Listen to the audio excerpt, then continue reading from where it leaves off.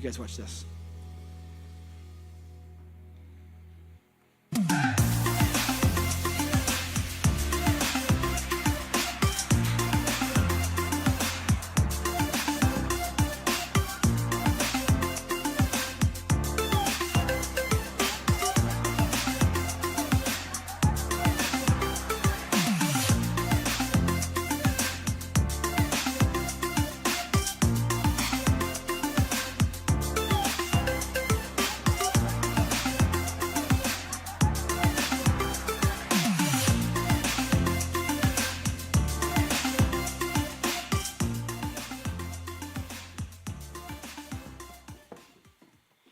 Hey again.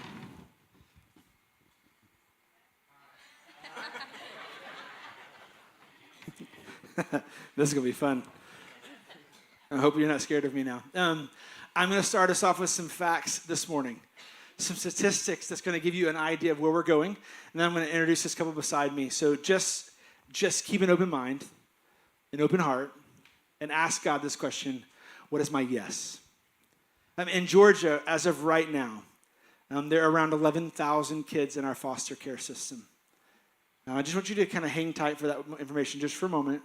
11,000 children right now who have been displaced from their home. They've been taken against their will from their parents, with good reason, but against their will. And they've been relocated, some within the same county, some in different counties, some far away from their home. They'll go to bed tonight in a new bed, or they've been going to bed in a new bed. Maybe they're going into a bed where there's lots of other kids. They're at a shelter or a home for kids.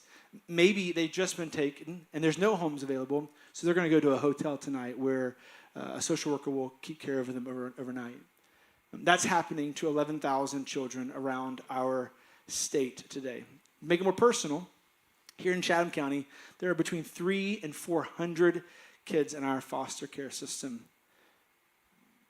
Chances are someone in your Facebook feed, Instagram connection, TikTok friend, I'm not sure what you do with that one, follower, liked person, someone within your connections has either been in foster care or is currently in the process of foster care or is fostering a child. Within Chatham County, there are 123,000 households. 123,000 households, and yet we do not have enough homes in our foster care system for Chatham County. 300 to 400 kids in foster care, 123,000 homes, family units. We don't have enough homes. And here's the kicker. There are 372 faith-based institutions in Chatham County. 300 to 400 children in foster care, 372 faith-based institutions in our county. If the local church in Chatham County all had one family to open their doors to the foster care system, we would eradicate the need for kids going to hotels, kids going to group homes. Every foster care kid would have a home to go to right now. So with that being said, welcome. I hope you feel a little bit of that weight. It's heavy. But here with me is Jacob and Ashley Newman, and they might not know this, but they're a foster family. Surprise. Did y'all know that? They're a foster family. You guys, we got to wake up a little bit. Because if you don't laugh, actually last week, Eli made this joke. He said this. He said that you guys laugh at Chris's jokes, so you must have bad taste. It's funny. We're hiring in the student pastor division. That was said live, Eli, wherever you are. I'm just kidding. The going joke with him is that he's got an 11-year contract, but I change it weekly, which would be really hard to work for a person who changes your contract every week. That's beside the point. I need you to wake up for just a second, laugh with me, or cry with me, because we'll do both in just a little bit. But this is Ashley and Jacob. They are a foster family. I've gotten to know them just kind of really cool over the last year. We've been able to care for their kids through camp this summer, and they have an incredible journey. And my hope today is that their story inspires you to live a yes. That you leave here today with just something that says, I've got to say yes to this. So, hey guys, what inspired you to become a foster family? What happened? Where did this come from? Yeah, so I don't think there was a very specific moment or experience that inspired me.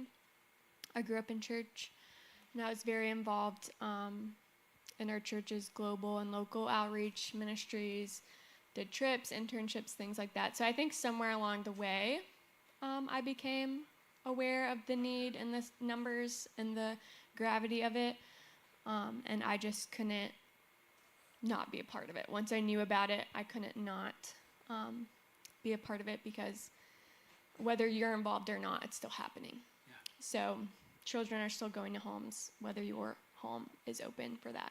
So that was probably late high school where I decided that's what I wanted to do. So it did greatly impact my dating. So that's how this happened. I grew up in a large family. I'm one of 8 kids. He said one of 8. One of eight. Yeah. 2 of those being adopted. So I grew up around adoption my entire life. And my mom was actually really heavily involved in starting a foster care ministry at a church we were at in North Carolina when we lived there. So it's just kind of been a part of my life, my entire life. So when me and Ashley met and started dating, the passion just built up in me as well. Yeah, so it's just been a part of their life. When they found out about it, they said these words: it's going to happen regardless. Like this is happening.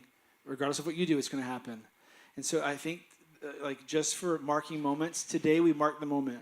11:05 on Sunday, July 27, 2025, you became aware. Today, you became aware that we have a crisis on our hands. There are kids being taken from their families because bad things are happening, and we don't have homes for them to go to. So you guys said yes, but this was not like a yes and then the next day you had kids. It was a journey. Let's talk about that journey of you guys when you're like, hey, we're doing this. What happens next? Yeah, so we got married in 2020. In 2022, January 2022, we started the certification process. It took us that whole calendar year, essentially. We got approved December of 2022, and then we accepted our first placement in March of 2023. So a 1-year process of saying yes and then getting a placement. But getting that placement was, again, a journey. You guys were able to set up some parameters. So they said, yes, we will open our home to have child or children live in it. But they were able to go through the process of setting parameters. How did we get to this first placement? Yeah, so when you are getting certified, you can set gender, age, kind of your idea of what you think would be the best fit for your home. So when we got certified, we said 6 to 12, school-aged, male or female kids. So that's how we set up our house. That was the supplies we bought. That was what we were ready for. We had a few calls that kind of didn't pin out. And then we got a call from one of our friends who works at a foster care ministry. And she knew of a baby, of course, a baby, not in our age range. I'm not a huge baby person. And so... Which we can all agree to that. You understand? I want a child who can wipe their own. Yeah. Right? Yeah. Can shower, feed yourself. There's some blessings in that. Talk to. Yes. Hold their head up. Do their own homework. Right. I get it. Right. So we got this call. He was 13 months old. We prayed about it. we were like, yes, we actually do feel like God is calling us to this baby. We bought a crib, we set up a nursery, we met him, we went and spent time with him, of course, fell in love with him, and then it just didn't work out, kind of for reasons outside of our control. The situation changed, and he wasn't coming into care. So that was kind of hard for us because we were like, God, you changed our calling, you made us open to a baby, we did all these things to prepare for that, and then it didn't work. So like, what does that mean for us? How do we move on from here? Given this is months after we were approved, continually saying no to Right. certain placements, and then now we finally put our yes on the table, and it didn't work out. Yeah, it didn't work out. So our friend had encouraged us to reach out to DFACS, the State Department, and tell them that we had bought a crib because, to their knowledge, 6-12, we had twin beds set up for that.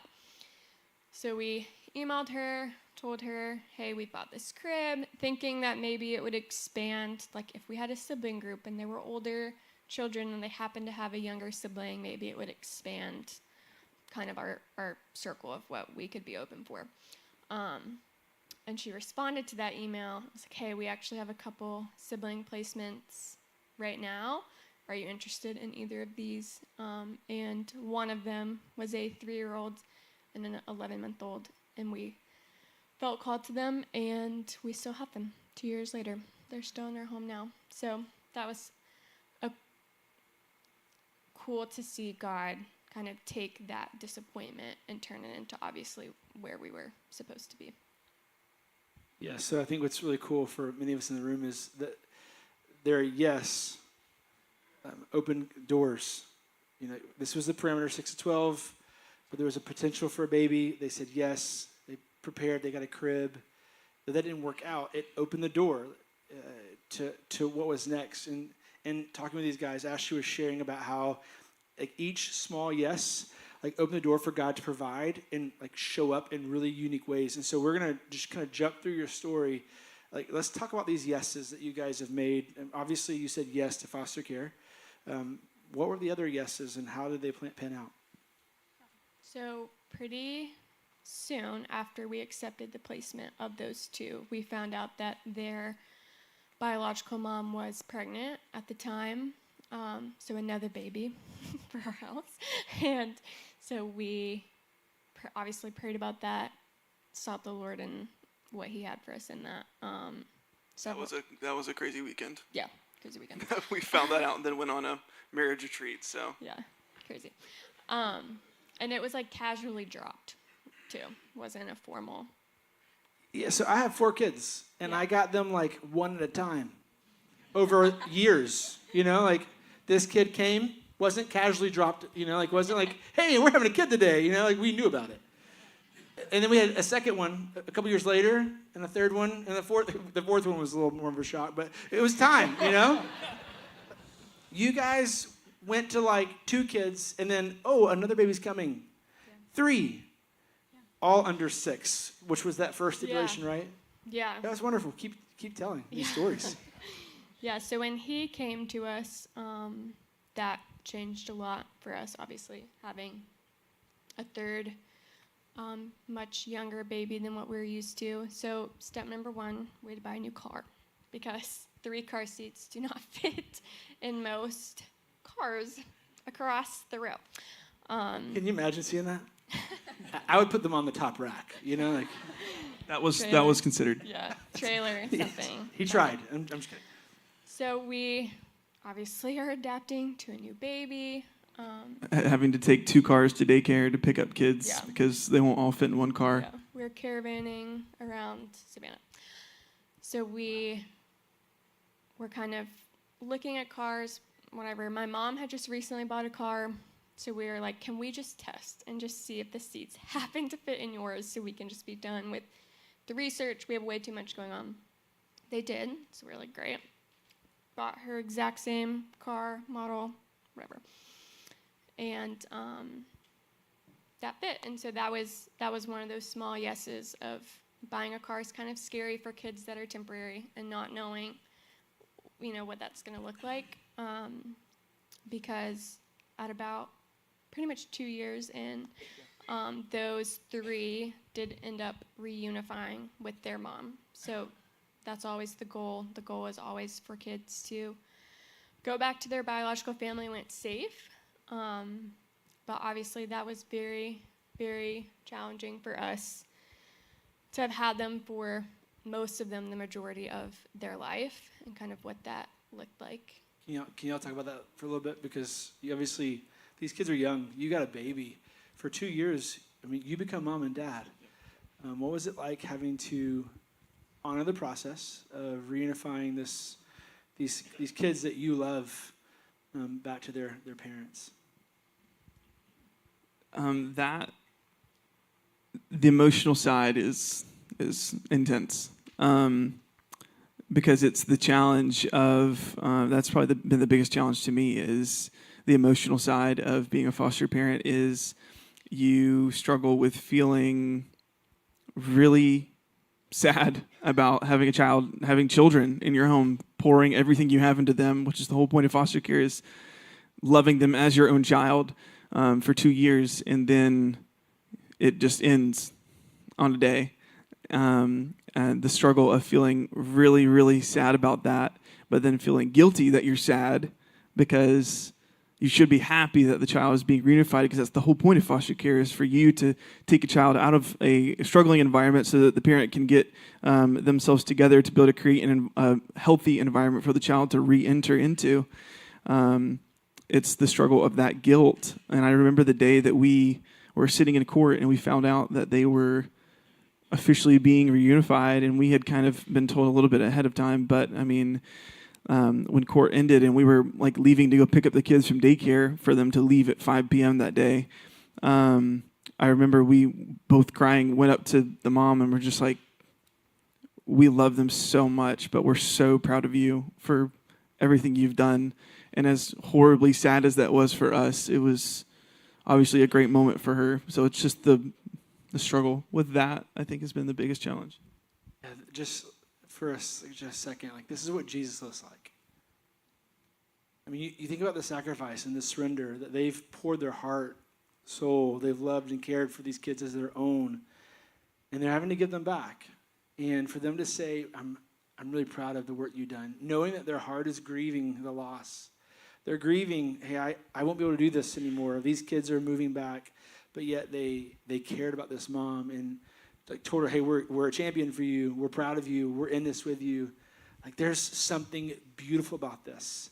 Like regardless of the outcome, like she experienced the love of God in those moments. Like her life will be forever changed. Regardless of the outcome, it will be forever changed. She's in the presence of people who raised her children for 2 years, but yet said, I'm proud of you. Like, we're giving them back for you to care for your kids. Like, you did this. Well done. There's something beautiful in that. But the story is not over. There's so much to their story. So you guys helped reunify 3 children back to their home. What happens next? Yeah, so that was pretty rough, pretty brutal. I think going from 0 to 3 essentially and then back to 0 was much harder than we anticipated. Just kind of having an empty home, and like our identity had become parents, and then we weren't parents anymore realistically day to day. And so obviously the car was not my favorite anymore because it was empty, and I was driving it around feeling like the weight of it being empty and not having kids inside of it.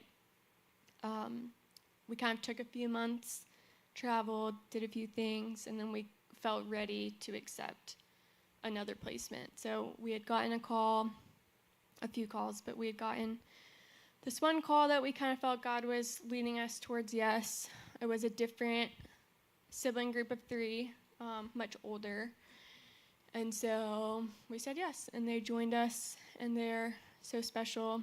And that was a really sweet time with them. And then about 2 weeks into that, we got a call from the department again asking us if we would be willing to come get those original 3 again that had reunified. So it's always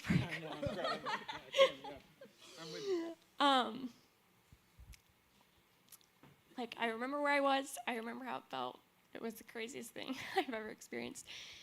But being able to walk out, because obviously first thought is like, how do we have 6 kids? Like, how do you logistically have 6 kids? And just being able to walk out, and Walking out of a hair appointment Yeah. for the oldest I two. was in the hair salon. I walked out and I looked at the car and I did the quick math and I was like, this car seats 8. This car seats exactly 8 kids, or 8 people, us included. That was just so huge to think about how we had picked this car on a whim. Really, my mom picked this car on a whim. We just went with it. And just knowing that God was lining up those steps long before we ever knew how the story was going to unfold. And I was able to just jump in, pick up the car seats, go get them. Obviously, there were lots of concerns and things, but Lots of but concerns. logistically, God took care of us, and I think we've seen that in 1,000 ways of how God has kind of set the way for us to be able to do what He called us to do. Yeah, I mean, just for a moment, I just want to ask you a question. I mean, they have 6 children. How cool is it that their car would seat 6 kids? Which I think these are the little yeses along the way where God's like, hey, I'm in this, I'm in this. What would it be like if you begin to pray for the empty seats in your car? Like for real. Some of you are like, I ain't doing that.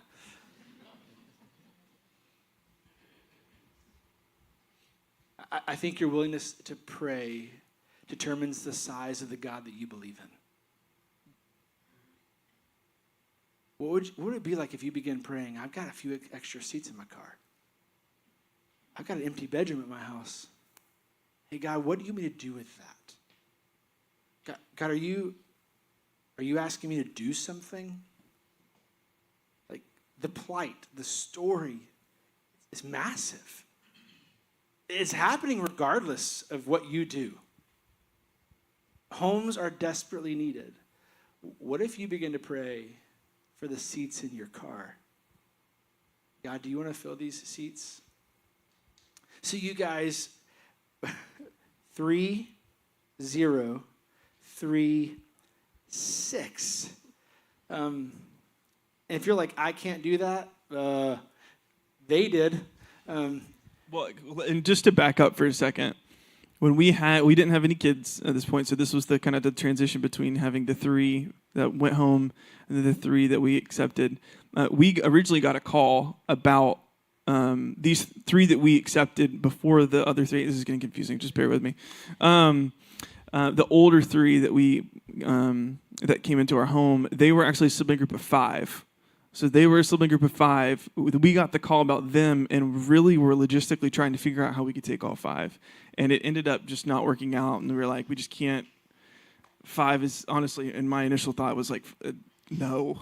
Too much. Like, we can't take care of 5 kids. We can't, like. Then we had 6. And then 2 weeks later, car's full. Yeah. Don't tell God you can't do something. Yeah. All right, so you guys had 6. You don't have 6 currently. We do not. We are So- back down to 3. Yep. Okay. We had the privilege of caring for their kids during camp, like watching all 6 come in and get in the car and out, and just the blessing. I think just know, like, part of this story is that their yes and the time that they had an influence that we might not ever fully know the full influence. Like, their time with them, their time allowing others to invest. We had, like 14 high school and college age students here, for 2 weeks pouring their life into these kids, like teaching them that following Jesus was an adventure. Like, these 6 kids got to be influenced by a whole bunch of students who love Jesus. We don't know the full impact, but you guys said yes, and so the other 3, the second 3 moved on. We currently have these 3. What's it been like? I mean, tell me some stories. Like, I'm looking at some of these questions and I'm thinking through. Most people in here, I'm going to say most of you are like, I couldn't do that. How did you do it? What gave you the strength and the power to say yes? And what was that like day in and day out? It was a whole different. Honestly, it's just case by case. So every single child that comes into foster care, it differs because the first two that we accepted, the older two that we have right now, were 11 and 3. So they really just didn't know what was going on. They just knew they were in a new place. They had no idea who we were. I think in the first 2 weeks, the oldest had already been calling me dad. So it was just a lot of confusion going on. So when they came back to us, they were honestly already really comfortable with us. So that transition with them coming back into our home really wasn't that difficult. The older 3 that we had that were kind of school age, that was probably the biggest transition that we have seen of a child coming into our home. I just remember moments of getting love letters. We got quite a few love letters, and when I say love letters, I mean hate mail from Hate mail under the oldest child would put a note on the door that just said, "I hate my foster parents, leave me alone," all the fun stuff, and just the most amazing thing about, and this literally, I will never not be involved in foster care because of this, and I will remember this moment forever. I remember it was right after we were trying to figure out dinner for all the 3 kids at that point, not knowing what they want to eat, not knowing what they like to eat. They won't tell us what they like to eat. And we're trying to give them these two options of what they want for dinner. And the oldest just cannot make a decision, won't make a decision, ran away screaming into her bedroom. And I just remember walking in there and sitting on the bed, and she's under the covers and won't say a word to me, won't say anything. And after a while, she just kind of warmed up, and I had a game on my phone. Then I was like, "Hey, come look at this. You can come watch with me." And she kind of crawled out from under the covers and was watching with me. And eventually, she was like, "Can I tell you something? Can I tell you?" And she just started to tell me a little bit about the experience that she had had, and the things that had happened to her, and the horrible, horrible things that had happened to her already in her short years of life. And I remember just that breakthrough moment of me telling her, "Man, I love you so much. I'm so proud of you for telling me that. That was so courageous of you to tell me that." And being able to tell her that what you just did in there, you yelling at us and getting mad at us and putting letters on your door and physically sometimes trying to hurt me, man, I still love you so much. There's nothing you have ever done or nothing you ever will do that will change any of that. This isn't your fault, any of this. But man, you are so loved. And I just think that that moment forever will be, if I don't cling on to anything else in foster care, that moment right there will be the thing that keeps me going forever. Yeah, so as you hear these stories, I know the mental thoughts. Some of you are like, "I've got to do this, but my spouse will never do this," or, "Man, I want to do this, but I can't." Some of you are inspired and encouraged and convicted. Some of you are like, "When do we finish? Can I get out of here?" What would you tell the person in here who is they're hearing this and they're like, "I think I want to, but I don't know." What would you tell them? How would you encourage them to maybe say yes like you guys did? Do it. I mean, I'm going to be honest. Just do it. You will never understand. Me and Ashley will never understand the impact that these children being in our home for such a short amount of time, for such a long amount of time, for just 2 nights on a weekend. We will never know the eternal impact that them being in a loving, God-honoring home will do for them for the rest of their lives. You never know what a child can do for your family, what you could do just by being a home that is open to loving them. You never know the eternal impact that has on a child, even if it's for 2 nights, if it's for a month, if it's for 2 years. Yeah, and I really think there's 2 things that make you qualified to be a foster parent. I think one is just the humility to learn about culture and diversity and trauma and how trauma affects children and things like that. But then I think the other one is just depending on Jesus. And I really think if you're even remotely feel called and you feel that you could be those two things, I think you would do great. And like Jacob said, the impact, we never know the impact that we have on these kids, but the impact they have on us is also huge. And they don't understand that. They don't understand how much they change us as parents and as followers of Christ, and of all the things, just the things that they teach us, and our family, our extended family, and our coworkers and our friends, and just the whole community is impacted by these kids. I remember there was one moment when I had a conversation with one of our 3 kids that came into care, and I was telling her, we were just talking about the day that they came into care, because the day that children come into care is just the worst day of their life up to that point. I mean, someone randomly showed up to their house and pulled them away from everything they know and took them to this random stranger's house and they don't even know their name. I was having a conversation with her about that, and I was telling her that we were really nervous. We were scared. We were a little scared when you guys were coming. We were nervous because we hadn't ever met you before. We didn't know how you guys were going to be in our house. And I remember they were just like, you were nervous about it, like you were scared about it, and just being able to show a child that it's okay for me to be scared in this, and that other people are experiencing the same thing that I am, and that there's actually someone here with me experiencing the same emotions that I am in this moment, and that I don't have to put on this brave face all the time, that I am not scared about what's happening, because everything that's happening to me is scary. You shared something in the last service, and I'm just going to try to bring it out a little bit. You talked about like this moment where you had to let go of control. Do you mind like walking us through a little bit of that story? I think it's really, as we bring this to a close, I want you to hear like the mental journey, the heart journey, but the kind of the trust that I believe as followers of Jesus we're all demanded. And so I'll let you jump into that.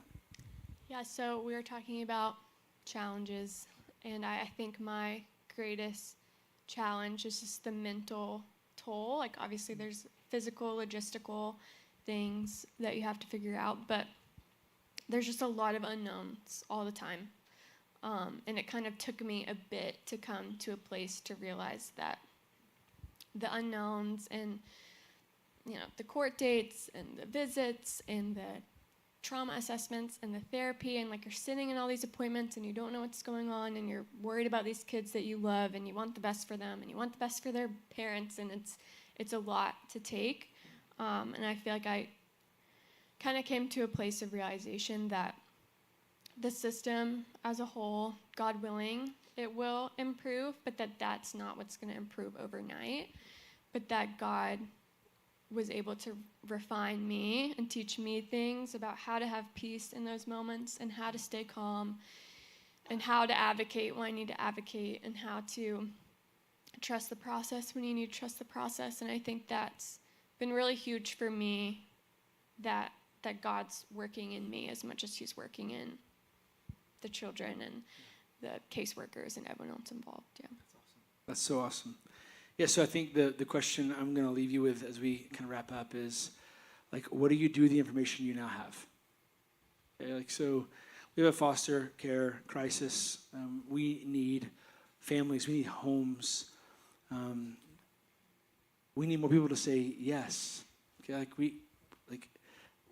we need you to say yes. In James 1:27, just kind of want to hang on this for a second. It says, pure and genuine religion in the sight of God the Father means caring for orphans and widows in their distress and refusing to let the world corrupt you. He mentioned the stress, or their distress, of being pulled from their home and showing up in their home, not knowing one another, like just that moment. And it's in those kind of moments where Jesus meets. Like he gave them the wisdom, he gave them the words, he gave them the patience and the love to care for these kids. He gave them everything they needed in the moment they needed it. When is the last time and I want you to think through this, when's the last time that you said yes to God and it demanded you let go of the outcome? Like when you said yes to God, and immediately it was like, but now it's in your hands. Like the process, the next step, the phone call, the kids, it's all in your hands. The court dates, the choice to go home or to stay, it's all in I have no control over those things. What was the last yes you've made? We're telling their story because God has like placed it on my heart. Jamie and I were foster parents in Atlanta when we had 2 kids. And we will be in this process I'm about to speak to you about. My hope is for this church is that you feel the weight of the knowledge you now carry. That you know that there is a need, and now you are responsible for it. We, as a church, LifeBridge Church, is responsible for it. We have to do something. And so on August the 28th, we've partnered with an organization called Families for Families. Families for Families is a faith-based organization that kind of stands in between DFACs and the parents. They help guide, navigate. They are faith-based, so they care for parents. They encourage, equip, they train. We're going to gather with them on August the 28th. It's a Thursday evening from 6 to 8 p.m. here at LifeBridge. My question to you, my hope to you, is that we will have 10 families say yes to this gathering. This gathering is not saying you're going to be a foster care family. This gathering is to give you information on what it means to become a foster care parent. They're going to share about their organization. They're going to share the process to become a foster parent and then answer the questions that you would have. And then they also help with the process of becoming it. They do all the classes and all the training. I am asking for 10 families. Jamie and I are 1. I need 9 more families to say yes to this training on August the 28th. It's from 6 to 8 p.m. We love you so much that we're providing dinner for you because all good gatherings include dinner, and it's free to you. You just got to come.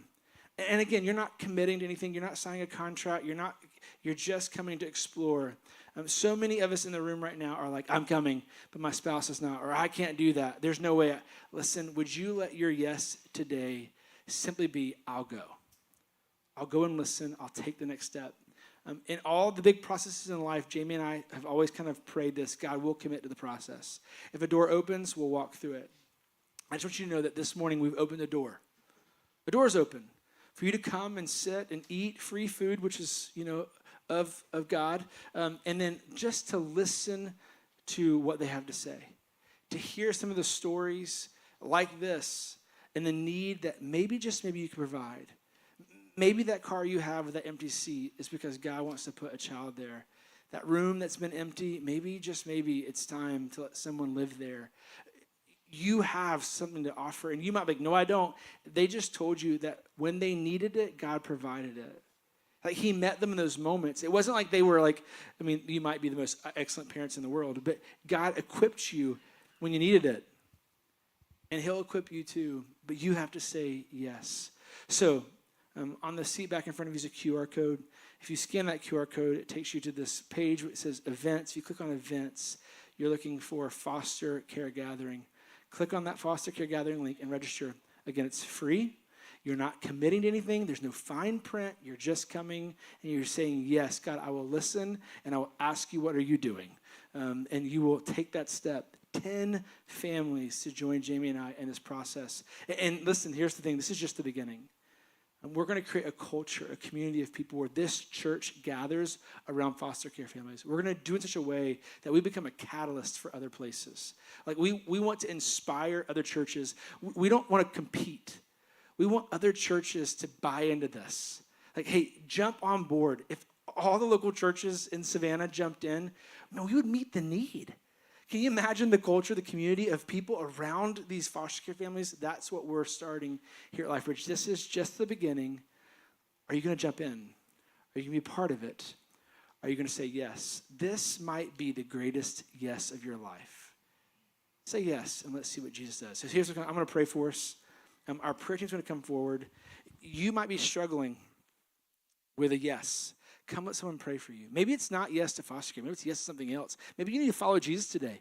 Maybe you need to surrender your life. Like, I can't be a foster parent. God, I need to give my life to you. Come talk to someone today. Let's talk about what it means to follow Jesus. Whatever your yes is that it needs to be today, come let someone pray for you. Ashley and Jacob will be down here. Come listen to them. They have so many stories. Meet their kids. They're incredible. Ask questions. It's time today. Families for Families is here. When you walk out, there's a desk out in the corner in the lobby.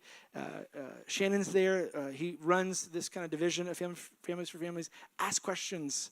Sign up today. Let your yes be yes. Let me pray for us. Jesus, thanks for the day. And God, sometimes even though the knowledge that we gain is hard or heavy, we're grateful that you've opened our eyes to a situation. You allowed us to see something that sometimes is just maybe not there. Ignorance is bliss, God. We just didn't know. But God, now we know. We know that around us, in our neighborhoods, at our schools, at our workplaces, there are families who have lost their kids. There are families who are fostering kids. God, would you open our eyes to see the stories that are swirling around us? And as we see them, would you allow us just to ask you the question, what do you want me to do with this, God? I pray that today you have challenged the hearts of a few like you've challenged Jamie and I. And that there is a need that we cannot ignore, we cannot pass by, we can't turn away from. God, we have to address it. We have to do something with it. God, we have to ask you the question, what do you want us to do? And God, I pray and I believe that as we ask this question, you'll show us and those here our next steps. God, give us the strength and the courage to take the next step. God, we trust you as you lead us into places we've never been before to experience the unforgettable. We love you, Jesus. It's here and I pray. Amen.